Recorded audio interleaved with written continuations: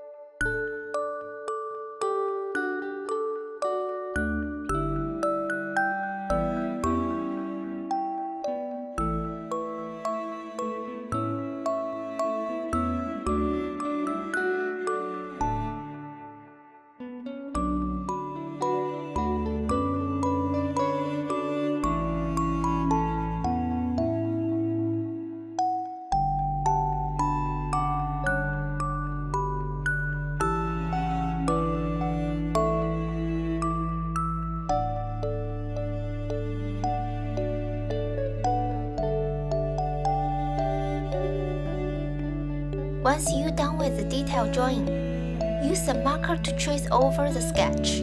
You can use a black marker or colorful marker. You can fix any mistakes you made in the rough sketch before you start coloring. After completing the tracing process, remember to use an eraser to remove any excess pencil markers. If you have finished, we can move on to the next step now. Adding color is a super important step in drawing. It brings your artwork to life and makes it look more realistic. Now let's get started with adding color. Pick the color you like and carefully fill them in. I will show you how I color, but feel free to create your own style and experiment.